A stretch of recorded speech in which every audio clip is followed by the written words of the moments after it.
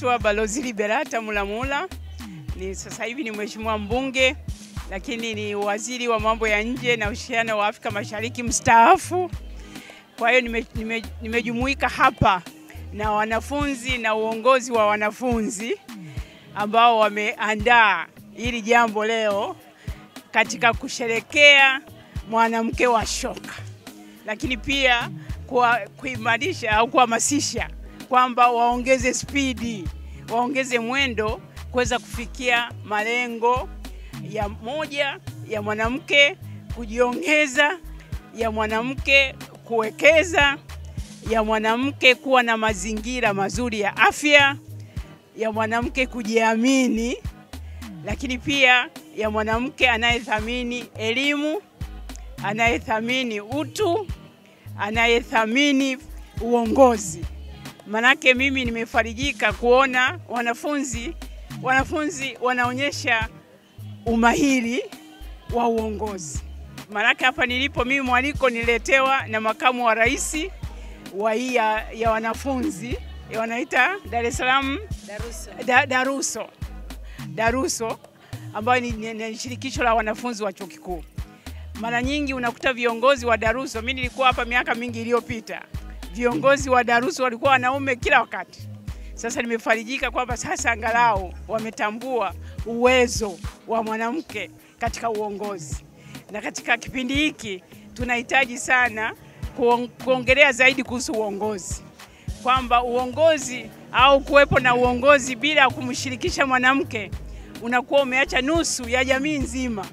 Kwa hiyo na uwezo kufanikiwa bila mwanamke kumshirikisha mwanamke katika uongozi. Lakini mmeshawaona hawa wanaweza na bila kuwezeshwa. Kwa hiyo katika hii tukio la leo kumekuwa na mada mbalimbali za kuweza kuwaelimisha kuhusu masuala ya fedha kupitia mtandao, lakini pia fursa zilizopo katika uwekezaji. Maana kulikuwa na mabenki, kulikuwa na kampuni za simu.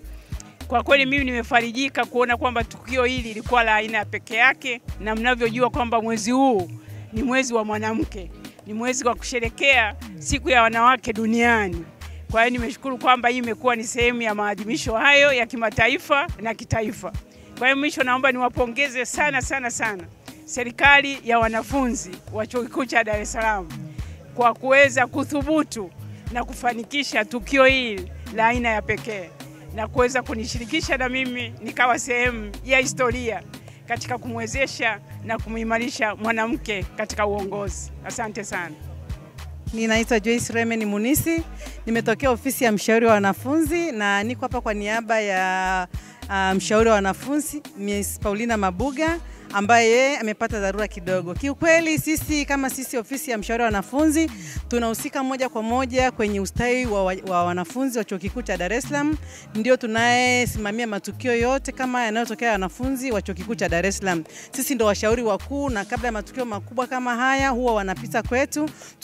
Tunaweza kuveti ile tukio lenyewe, tunaliangalia kama linafaa na tunawasimamia kuanzia mchakato mzima mpaka tunapokuja kumaliza.